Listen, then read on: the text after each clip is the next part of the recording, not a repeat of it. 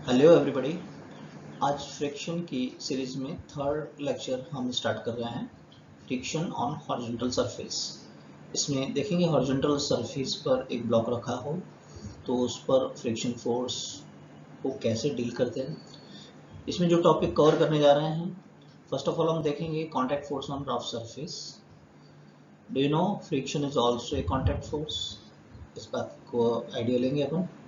Angle of friction के बारे में जानेंगे, ये टर्म बहुत कम सुनाई देती है आजकल। फिर उसके बाद में एक मेथड तैयार करके देंगे आपको कि न्यूमेरिकल प्रॉब्लम को सॉल्व करने के लिए प्रॉपर मेथड क्या होना चाहिए हॉरिजॉन्टल सरफेस पर। फिर उस मेथड को अप्लाई करने का तरीका सिखाएंगे। ओके, तो चलिए शुरू करते हैं। चलिए जानते हैं कि कांटेक्ट फोर्स क्या होता है। जब भी दो सरफेसेस एक दूसरे के कांटेक्ट में हों, देखिए जैसे ये एक सरफेस है, मान लीजिए टेबल का टॉप है ये और एक ब्लॉक है, तो इनके दो सरफेसेस एक दूसरे कांटेक्ट में, तो कांटेक्ट में आने वाले ये दो सरफेसेस, येलो ब्लॉक का नीचे वाला सरफेस और टेबल का टॉप, एक दूसरे पर एक फोर्स एक्सर्ट करते हैं, उसको हम कहते हैं कांटेक्ट फोर्स। एक बात, अब इस कांटेक्ट फोर्स को हम दो पार्ट में बांट सकते हैं। First, parallel to the surface. अगर ये आपका सरफेस रफ सरफेस है, कांटेक्ट सरफेस रफ सरफेस है, एक बात, और हम इसको ड्राइव करने के लिए फॉरवर्ड डायरेक्शन में एक फोर्स लगाएं, तो बैकवर्ड डायरेक्शन में येलो ब्लॉक के नीचे की ओर एक फोर्स काम करता है parallel to the contact surface, दोनों कॉन्टैक्ट सरफेस के पैरेलल में ही। इसको हम क्या कहते हैं? Frictional force. तो this frictional force is also a kind of the contact force, जो कि पैरेलल कॉन्टैक्ट फोर्स होता है। Second, perpendicular. अब इन कॉन्टैक्ट सरफेस के परपेंडिकुलरली जो कॉन्टैक्ट फोर्स काम कर रहा है उसको हम क्या कह देते हैं? नॉर्मल रिएक्शन या नॉर्मल कॉन्टैक्ट फोर्स, और सम टाइम उसको नॉर्मल फोर्स कह देते हैं। तो हमने क्या जाना, जैसे ही दो सरफेसेस एक दूसरे के कांटेक्ट में आते हैं तो वो एक दूसरे पर फोर्स एक्सर्ट करते हैं, उसे हम कहते हैं कांटेक्ट फोर्स। एक होता है parallel to the contact surface, जो कि होता है फ्रिक्शनल फोर्स, और सेकंड होता है नॉर्मल या perpendicular to the contact surface, जिसे हम क्या कहते हैं? Normal reaction. अब ये हमारे पास ब्लॉक था, सरफेस पे रखा हुआ है, हमने ये देखा कि एक तो ये लग रहा है नॉर्मल रिएक्शन फोर्स। अगर हम इस ब्लॉक को आगे की तरफ फॉरवर्ड डायरेक्शन मूव कराना चाहते हैं तो हमने देखा पैरेलल टू द सरफेस एक कांटेक्ट फोर्स काम करता है, जिसे हम फ्रिक्शन फोर्स कहते हैं। इन दोनों का जो रिजल्टेंट है, resultant force net total contact force कहलाता है, जिसको कि हम सिंपली कांटेक्ट फोर्स भी कह देंगे। तो कांटेक्ट फोर्स अकेला नॉर्मल रिएक्शन नहीं होता, ध्यान रहे, अकेला फ्रिक्शन फोर्स नहीं है। नॉर्मल रिएक्शन और फ्रिक्शन फोर्स का जो रिजल्टेंट होगा, रिजल्टेंट फाइंड करें जरा पैरेललोग्राम लॉ से।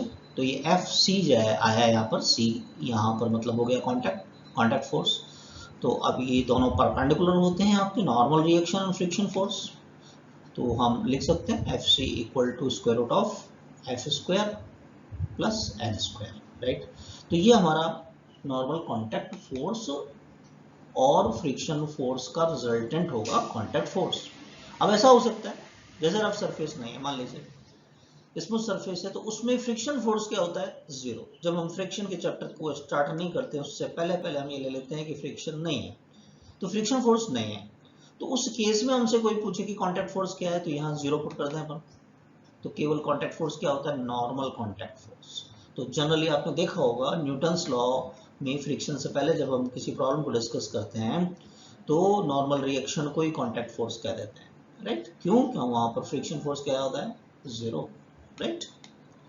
लेकिन हमने वेरी फर्स्ट चैप्टर में देखे थे कॉन्सेप्ट, सेकंड में देखे थे लॉ ऑफ फ्रिक्शन, और ये थर्ड हमारा लेक्चर है।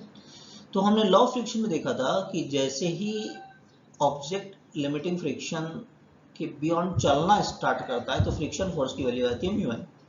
तो जैसे ही अगर f की वैल्यू म्यू एन होती है तो यहाँ हम सब्स्टिट्यूट कर दें f की जगह पर म्यू एन का whole square plus N square, तो यहाँ से एन स्क्वायर को कॉमन लेंगे तो एन बाहर आ जाएगा, तो हमारे पास कांटेक्ट फोर्स की वैल्यू क्या हो जाएगी? F C equal to N square root of mu square plus 1। चलिए जानते हैं कि एंगल ऑफ फ्रिक्शन क्या होता है। रफ सरफेस से भी बात हो रही है अगर फ्रिक्शन एक्ट कर रहा है, तो ये जो एंगल आपको नजर आ रहा है नॉर्मल रिएक्शन से कांटेक्ट या टोटल कांटेक्ट फोर्स या नेट कांटेक्ट फोर्स, और रफ सरफेस पे हम सिंपली क्या कह देते हैं इसको, कांटेक्ट फोर्स।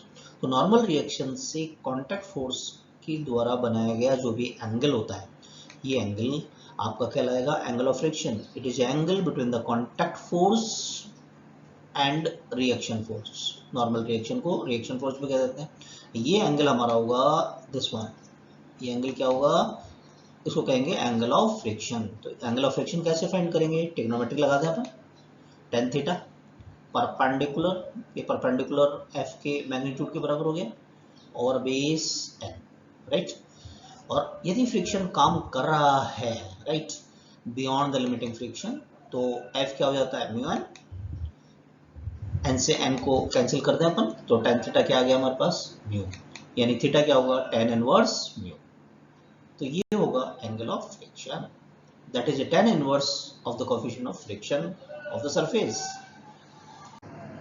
चलिए अब एक मेथड तैयार कर लेते हैं कि हॉरिजॉन्टल सरफेस पर कोई ब्लॉक पर जो फ्रिक्शन फोर्स काम करेगा उससे रिलेटेड प्रॉब्लम को कैसे सॉल्व करेंगे, उसके लिए एक मेथड तैयार कर लें। सबसे पहले आप नॉर्मल रिएक्शन फाइंड कीजिए, normal reaction perpendicular to the contact surface.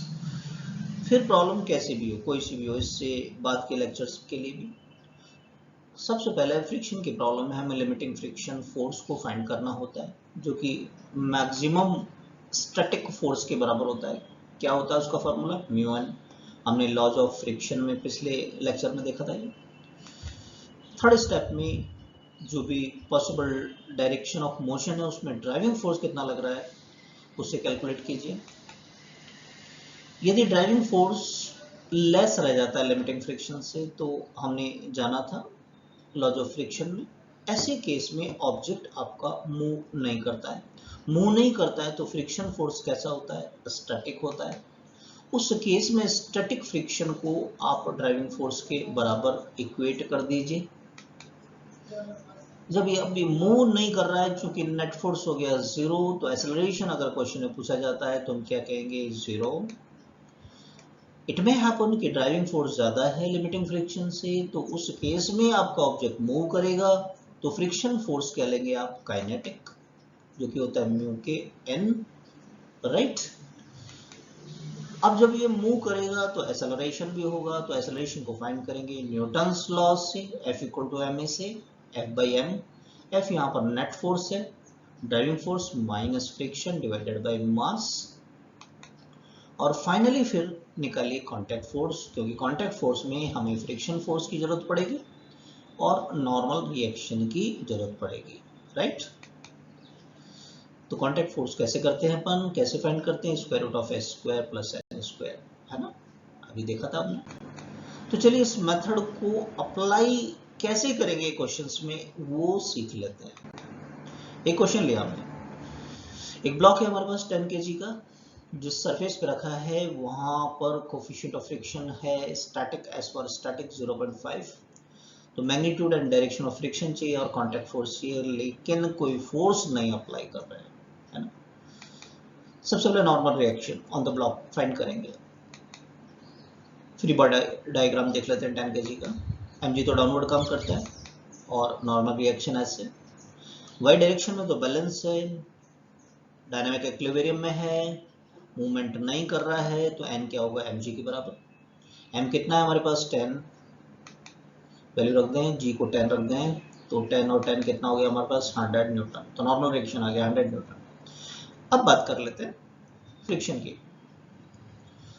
अब देखिए इस पे कोई फोर्स ही अप्लाई नहीं कर रहे हैं, फोर्स अप्लाई नहीं कर रहे हैं, तो लिमिटिंग फ्रिक्शन से पहले तक सेल्फ एडजस्टिंग फोर्स होता है, तो एफएस एफडी ड्राइविंग फोर्स के बराबर, ड्राइविंग फोर्स है ही नहीं, कितना है जीरो, कितना है जीरो, तो फ्रिक्शन फोर्स भी कितना हो जाएगा, जीरो, राइट।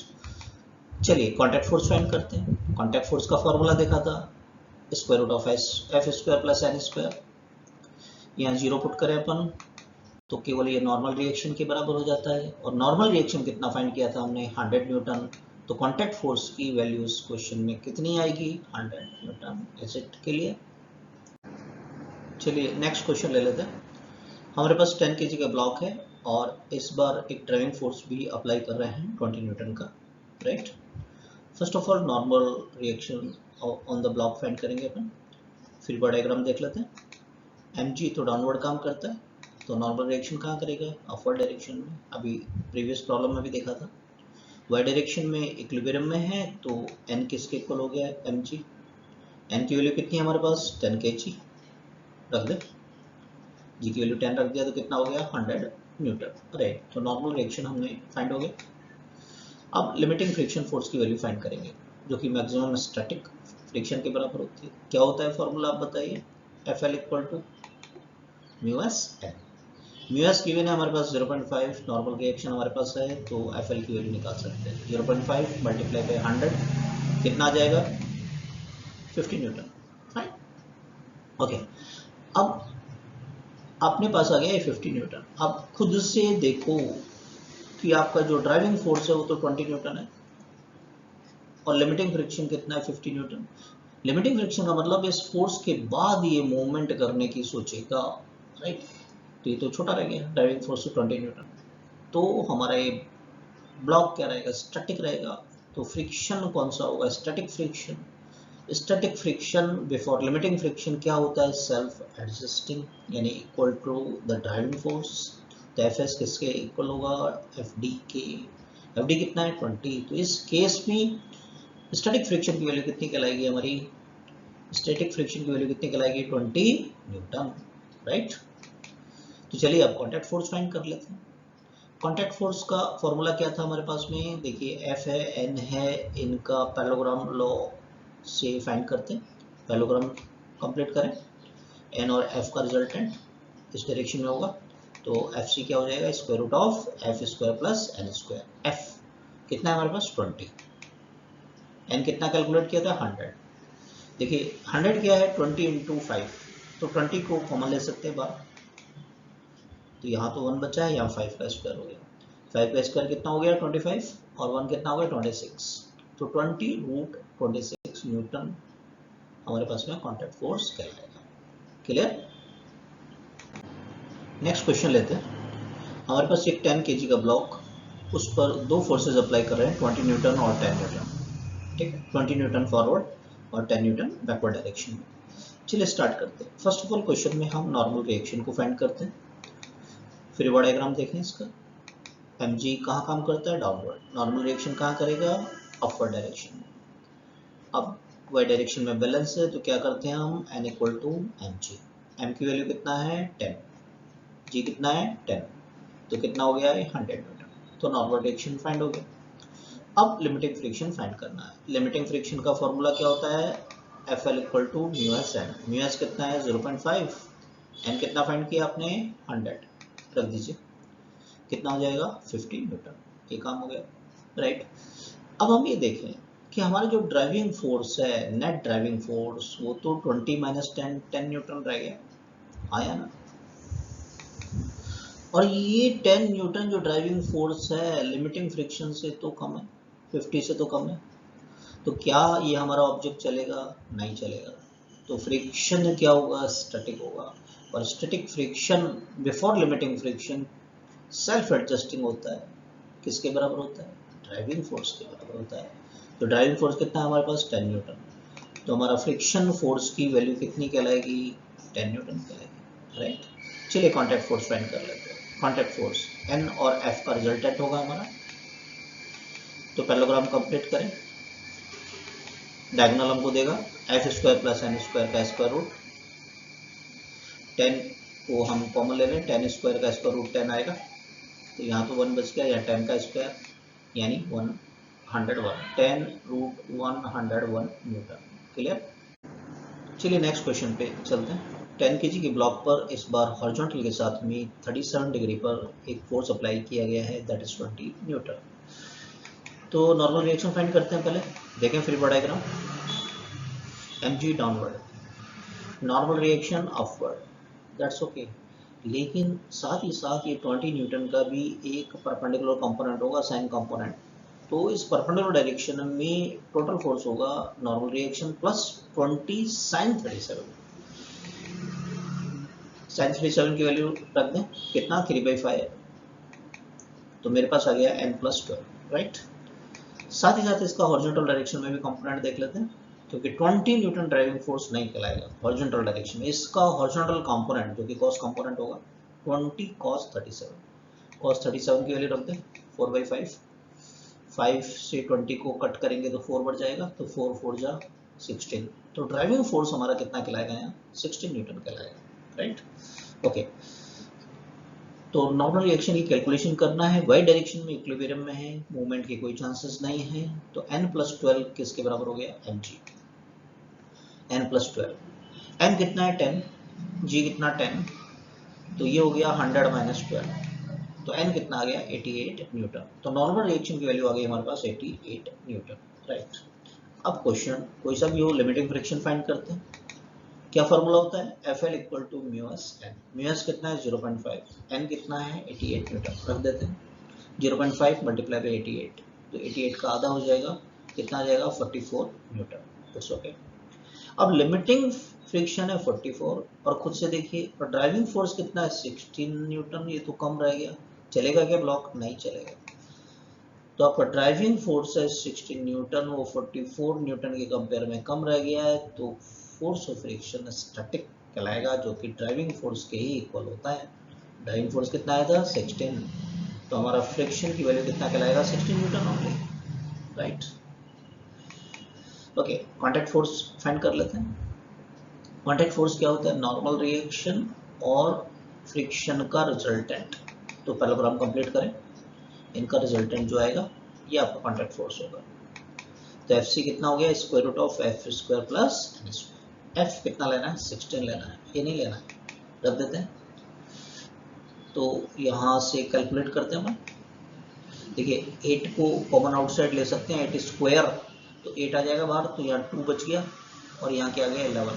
11 का स्क्वायर कितना 121, 121 और 4 कितना हो जाएगा 125, तो 125 क्या होता है 25 × 5, तो 25 का भी स्क्वायर रूट ले सकते हैं, तो 5 आ जाएगा, 5 8 जा 40, तो 40√5 न्यूटन हमारे पास में आ गया है contact force. Clear. Next question लेते हैं। 10 kg के ब्लॉक पर बैकवर्ड डायरेक्शन से हॉरिजॉन्टल के साथ में 10 न्यूटन एक्ट कर रहा है, राइट। तो नॉर्मल रिएक्शन ब्लॉक पर फाइंड करेंगे, उसके लिए हम नॉर्मल डायरेक्शन में जितने भी फोर्सेस काम कर रहे हैं वो फिगर डायग्राम में देख लेते हैं, राइट। सबसे पहले तो देखिए वेक्टर लॉ से इस वेक्टर को अपने ही प्लेन, ये प्लेन है, अपने पैरेलल कहीं भी हम शिफ्ट कर सकते हैं, तो इसे ऐसा भी दिखा सकते हैं, थोड़ा इजी रहेगा, समझना आसान रहेगा। एक तो mg का डायरेक्शन ये होता है, साथ ही साथ इस डायरेक्शन में -y डायरेक्शन में 10 न्यूटन का भी एक कंपोनेंट आएगा, साइन कंपोनेंट। तो इस डायरेक्शन में टोटल फोर्स हो गया mg प्लस 10 sin 37। पूरा कैलकुलेट कर लें एक बार, sin 37 की वैल्यू रख लेते हैं, कितना होता है 3/5, ये कट नहीं किया है हमने, sin 37 की वैल्यू रखी है 3/5, एरो दिखा के 5 को 10 से कट करेंगे तो 2 2 3 जा 6, तो डाउनवर्ड डायरेक्शन में फोर्स हो गया mg प्लस 6। क्लियर। अब 10 न्यूटन का एक हॉरिजॉन्टल कंपोनेंट भी हमारे पास होगा, कॉस वाला 10 cos 37, इसको ये भी पूरा कैलकुलेट कर लेते हैं। cos 37 4/5, 5 को 10 से किया 2 2 4 जा 8, तो हमें हमारे पास ये ड्राइविंग फोर्स आ गया हॉरिजॉन्टल डायरेक्शन में 8 न्यूटन। यही इसको इस सरफेस पर हॉरिजॉन्टल डायरेक्शन में मूव कराने के लिए रिस्पॉन्सिबल होगा, राइट। अपवर्ड डायरेक्शन में नॉर्मल रिएक्शन। अब नॉर्मल रिएक्शन कैलकुलेट करने के लिए इक्वेट कर दें, n = mg + 6, m और g 10 10 रख दिया तो कितना हो गया 100 + 6, तो नॉर्मल रिएक्शन कितना आ गया मेरे पास 106 न्यूटन। क्लियर। अब लिमिटिंग फ्रिक्शन कैलकुलेट करना ही करना है, क्या होता है फॉर्मूला बताइए, FL = μs/n, राइट। μs कितना है हमारे पास क्वेश्चन में ढूंढिए 0.5, n ये रख देते हैं, तो 0.5 से कैलकुलेट करना मतलब 106 का हाफ करना, तो कितना आ जाएगा 53 न्यूटन। क्लियर। अब लिमिटिंग फ्रिक्शन है 53 न्यूटन, यानी ये ब्लॉक इस सरफेस पे मूव तभी कर सकता है हॉरिजॉन्टल डायरेक्शन में जबकि 53 न्यूटन से ज़्यादा ड्राइविंग फोर्स हो, क्या है नहीं है। क्या ये चलेगा, नहीं चलेगा। क्योंकि ड्राइविंग फोर्स कम रह गया है तो फोर्स ऑफ फ्रिक्शन स्टैटिक होगा। स्टैटिक फ्रिक्शन सेल्फ एडजस्टिंग होता है। सेल्फ एडजस्टिंग किसके बराबर होता है? ड्राइविंग फोर्स के। क्लियर है? तो ड्राइविंग फोर्स कितना है हमारे पास? 8 न्यूटन। तो फ्रिक्शन की वैल्यू कितनी कहलाएगी बैकवर्ड डायरेक्शन में? 8 न्यूटन। क्लियर? ओके, तो चलिए कॉन्टैक्ट फोर्स फाइंड कर लेते हैं जो कि F और N का रिजल्टेंट होगा। तो उसके लिए पैरेललोग्राम कंप्लीट करें और ये डायगोनल जो होगा वो हमें कॉन्टैक्ट फोर्स देगा। राइट, F की वैल्यू कितना रखोगे? 8 या 53? नहीं, 8 न्यूटन। ठीक है, ये तो पता करने के लिए करते हैं कि सिचुएशन क्या है, ब्लॉक चल रहा है नहीं या नहीं चल रहा है या कब चलेगा। राइट, तो ये वैल्यू रख लेते हैं 8 स्क्वायर 106 स्क्वायर। दोनों को कैलकुलेट करें अपन तो इनका सम हो जाता है 11300 स्क्वायर रूट में। इसको हम ऐसा ले सकते हैं 113 मल्टीप्लाई बाय 100। तो 100 का तो इसका रूट निकाल ही सकते हैं, 10 आ जाएगा। तो आंसर हमारा कितना हो गया? 10 रूट 113। क्लियर? चलिए नेक्स्ट क्वेश्चन लेते हैं। इस बार हमारे पास जो ब्लॉक है 0.25 kg का है और उसमें बैकवर्ड एंड फॉरवर्ड दोनों डायरेक्शन से फोर्सेस एक्ट कर रहे हैं। राइट, ओके, और डायरेक्शंस आपके सामने है, दिखाई दे रहा है स्क्रीन पर। म्यू एस 0.5 और म्यू के 0.4। तो नॉर्मल डायरेक्शन फाइंड करने के लिए मुझे नॉर्मल डायरेक्शन में जितने भी फोर्सेस या उनके कंपोनेंट काम कर रहे हैं वो लेने होंगे।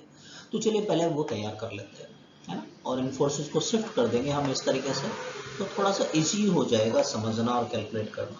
तो 12.5 को इसके खुद के पैरेलल ही हमने शिफ्ट कर दिया है, पैरेलल ही होना चाहिए, ये पैरेलल ही शिफ्ट कर दिया है 10 रूट 2। ये एंगल्स 45, तो अगर इसको आगे बढ़ाएं अपन तो ये 45 होगा, ये 37। क्लियर? ले लेते हैं इस डायरेक्शन में लें। तो देखिए mg लगता है एक, तो दूसरा 12.5 का साइन कंपोनेंट 10 रूट 2 का साइन कंपोनेंट होगा। क्लियर है? चलिए इसको पूरा एक बार कैलकुलेट कर लेते हैं, वैल्यू रख लेते हैं। साइन 37 3/5, 5 को कट किया तो 2.5 हो जाएगा। इसी तरीके से ये वैल्यू भी रख दें 1/√2, रूट 2 से रूट 2 कैंसिल तो ये 10 आ गया। ठीक है, तो देखिए ये 2.5 को 3 से करेंगे तो 7.5 है, ये 10। राइट, अपवर्ड डायरेक्शन में हमारे पास में नॉर्मल डायरेक्शन होगा उसे लेंगे, उससे पहले एक बार ये काम पूरा कर लें। हॉरिजॉन्टल डायरेक्शन में इसका component cos component 10 root 2 cos 45, cos 45 की वैल्यू 1/√2, तो ये 10 रह गया इस तरफ, है ना। ओके, बैकवर्ड डायरेक्शन में इसका हॉरिजॉन्टल कंपोनेंट कॉस कंपोनेंट होगा, cos 37 की वैल्यू रख दे अपन 4/5, 5 से इसको कट कर दें तो 2.5 को 4 से करेंगे तो 10 आएगा। राइट, ये नॉर्मल रिएक्शन दिखा दिया हमने। क्लियर है? तो अब नॉर्मल रिएक्शन कैलकुलेट करने के लिए देखिए एन mg प्लस 7.5 प्लस 10 के बराबर हो गया। mg की वैल्यू रख लें 0.25 मल्टीप्लाई बाई 10, ये हो गया 17.5, ये हो गया 2.5 प्लस ये, तो ये कितना हो गया 20 न्यूटन। क्लियर? ओके, अब एक इंटरेस्टिंग बात है कि देखिए फॉरवर्ड डायरेक्शन में भी 10 न्यूटन काम कर रहा है और बैकवर्ड डायरेक्शन में भी 10 न्यूटन काम कर रहा है, तो ड्राइविंग फोर्स है कितना? कुछ नहीं रहा, 0 न्यूटन हो गया। तो ये तो एक तरीके से ऐसा हो गया कि ब्लॉक पर इसके हॉरिजॉन्टल डायरेक्शन में कोई फोर्स काम ही नहीं कर रहा है, एक्ट ही नहीं कर रहा है। फोर्स नहीं एक्ट करता है तो उस केस में फ्रिक्शन फोर्स की वैल्यू कितनी होती है? 0। ये सब कोई फोर्स ही एक्ट नहीं कर रहा है, तो नॉर्मल रिएक्शन हमारे पास है, फ्रिक्शन है 0, कॉन्टैक्ट फोर्स कैलकुलेट करें 0 का स्क्वायर प्लस 20 का स्क्वायर, तो कितना आ जाएगा कॉन्टैक्ट फोर्स इस केस में? 20 न्यूटन। क्लियर?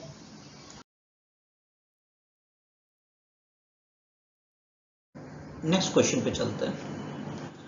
हमारे पास 10 kg का ब्लॉक है, फॉरवर्ड डायरेक्शन में 60 न्यूटन और स्टैटिक फ्रिक्शन 0.5 है। अब इस क्वेश्चन में एक इम्पॉर्टेंट बात बताएंगे, कोफिशिएंट ऑफ स्टैटिक फ्रिक्शन 0.5 हमने बोला। देखिए यहाँ न म्यू एस लिखा है न म्यू के, इट कैरी द मीनिंग। ये प्रॉब्लम हम इसलिए ले रहे हैं कि ऐसा कई बार आएगा, ऐसे सिचुएशन एग्जाम में ऐसा मेंशन नहीं होगा कि म्यू एस एंड म्यू के। इसका मतलब ये हो है केवल और केवल जो जरूरत पड़े आपको, चाहे म्यू एस की जरूरत पड़े चाहे म्यू के की जरूरत पड़े, आपको वैल्यू क्या लेनी है? 0.5 लेनी है। राइट, तो चलिए नॉर्मल रिएक्शन लेते हैं। फिर डायग्राम देखें 10 kg का, mg डाउनवर्ड है, अपवर्ड n है, इक्वेट कर दें n equal to mg 10 into 10, क्योंकि मास 10 g 10, तो ये नॉर्मल रिएक्शन आ गया हमारे पास 100। अब लिमिटिंग फ्रिक्शन कैलकुलेट कर लेते हैं, म्यू एस एन। अब हम यहाँ पर यही हाईलाइट कर रहे हैं, हमें नहीं बोला है म्यू एस की वैल्यू कितना है, तो जो म्यू दे रखा है, जिस म्यू की जरूरत पड़े वही ले लें आप। तो यहाँ 0.5 ले लें और ये 100, तो 100 का हाफ कितना हो गया 50 न्यूटन। Clear, right. तो अब यहाँ देखने वाली बात है, अभी तक आप क्वेश्चन में देख रहे होंगे कि हमेशा क्या ब्लॉक चलता नहीं है, नहीं, ये डिपेंड करता है। देखिए ड्राइविंग फोर्स 60 न्यूटन इस बार ज़्यादा है, एलिवेटेड फ्रिक्शन चलेगा, यू नीड नॉट वरी, है ना। ये मूव करेगा, और ये मूव करेगा तो फ्रिक्शन कौन सा होगा इस बार, स्टैटिक नहीं होगा, कौन सा होगा, काइनेटिक। तो काइनेटिक फ्रिक्शन कैलकुलेट करना पड़ेगा, वो क्या होता है म्यू के है ना। म्यू के कितना है अब नहीं दे रखा, तो हमने क्या कहा था, जो है वो ले लीजिए आप, जो म्यू दे रखा है, यहाँ 0.5 ही रखा है हमने। क्लियर, इसका 50 न्यूटन ही कहलाएगा, राइट। अब जब मूव कर रहा है तो इस ब्लॉक का कुछ ना कुछ एक्सेलरेशन भी होगा, तो एक्सेलरेशन निकालेंगे किससे, न्यूटन सेकंड लॉ से, net force divided by mass. Forward direction में आपका ड्राइविंग फोर्स है, बैकवर्ड डायरेक्शन में फ्रिक्शन है, पहले पुट कर दें 60 माइनस फ्रिक्शन कितना निकाला काइनेटिक 50, तो 10/10 कितना आ जाएगा 1 मीटर पर second. Clear, contact force calculate कर लें, एफ और एन का रिजल्टेंट होगा वो, तो पैराग्राम कंप्लीट करें, डायगोनल देता है आपको contact force, right, square root of F square plus F square. F कितना इस पर काइनेटिक लेना है आपको, है ना, 50 स्क्वायर प्लस 100 स्क्वायर। देखिए 50 स्क्वायर को कॉमन ले तो बाहर 50 आ जाएगा, यहाँ 1 बचा, यहाँ 2 का स्क्वायर बचा, तो ये 4 + 1 5, तो कॉन्टैक्ट फोर्स कितना कहलाएगा 50√5 न्यूटन। क्लियर। नेक्स्ट क्वेश्चन हम ले रहे हैं और काफ़ी इंपॉर्टेंट क्वेश्चन है, इस क्वेश्चन से और एक्स्ट्रा ऑर्डिनरी नॉलेज आपको मिलेगी। एक ब्लॉक है हमारे पास 10 kg, इस पर 30 न्यूटन का फोर्स अप्लाई किया है, और इस पर म्यू एस और म्यू के अलग अलग मेंशन है, राइट। तो चलिए स्टार्ट करते हैं। First of all normal reaction find करते हैं, उसके लिए इसका फिर diagram, M G downward N upward, आप सीख गए, एक्सपर्टनेस आ गई इसमें। वाई डायरेक्शन में इनको बैलेंस कर दें, N equal to M G, N कितना 10 है, जी भी 10 है, तो नॉर्मल रिएक्शन आ गया 100, नो इश्यू, राइट। अब लिमिटिंग फ्रिक्शन कैलकुलेट कर ले एक बार, तो ध्यान से देखिए म्यू एस कितना है मेरे पास 0.3 और एन कितना 100, फ्रिक्शन फोर्स बैकवर्ड डायरेक्शन में लगेगा, 0.3 × 100 कितना आ गया 30 न्यूटन। अब एक यहाँ ये सिचुएशन आ गई, हाँ देखिए मैंने क्यों कहा था this question is very important, applied force is also 30 Newton. अब लिमिटिंग फ्रिक्शन से समझते क्या है, स्टैटिक फ्रिक्शन की मैक्सिमम वैल्यू है, आपका ड्राइविंग फोर्स जैसे इस वैल्यू पर पहुंचता है, इंपॉर्टेंट कॉन्सेप्ट ध्यान दीजिएगा, अंडरलाइन रखिएगा इस बात को, कि when driving force reaches up the limiting friction motion tendency start हो जाती है ब्लॉक की।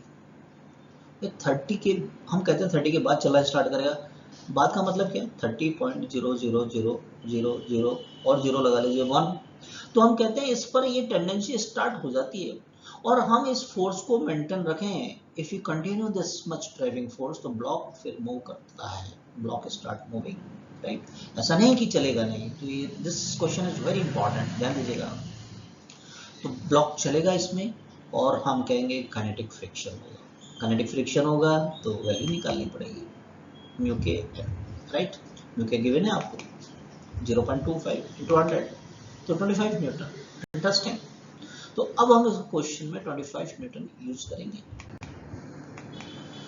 अब ब्लॉक मूव कर रहा है तो एक्सेलरेशन भी होगा, वो आप जानते हैं, इजी है, net force divided by mass, net force driving force minus friction, friction लेंगे काइनेटिक चल रहा है 30 - 25, 5/10 कितना आ गया 0.5 मीटर पर second. Clear, contact force find कर लें, वो तो आप जानते हैं, आप क्लियर हो गया सबको, एफ और एन का रिजल्टेंट। तो पैरेललोग्राम कंप्लीट करें, डायगोनल जो आएगा वो आपको कॉन्टैक्ट फोर्स देगा, F C equal to square root of F square plus N square. F kinetic friction, N 100 था आपके पास में, 25 स्क्वायर, 25 कॉमन ले सकते हैं स्क्वायर, तो बाहर 25 आ जाएगा, ये 1 बचा है ऑफ को, 4 का स्क्वायर कितना 25 सॉरी 16 और ये कितना हो गया 17, तो 25√17 न्यूटन फटाफट से आ गया। क्लियर और बड़ी। तो आज के लेक्चर में हमने देखा था कि हॉरिजॉन्टल सरफेस पर ब्लॉक पर फ्रिक्शन कैसे अप्लाई करते हैं, प्रॉब्लम में कैसे अप्लाई करते हैं। आई थिंक ये बिल्कुल ट्रांसपेरेंट हो गया, क्लियर हो गया। नेक्स्ट लेक्चर में हम इसी तरीके से स्टेप बाय स्टेप समझेंगे कि वर्टिकल सरफेस के कांटेक्ट में कोई ब्लॉक हो तो उस पर फ्रिक्शन किस तरीके से अप्लाई करते हैं, उसकी प्रॉब्लम कैसे सॉल्व करते हैं। मिलते हैं नेक्स्ट लेक्चर में। Thank you for watching.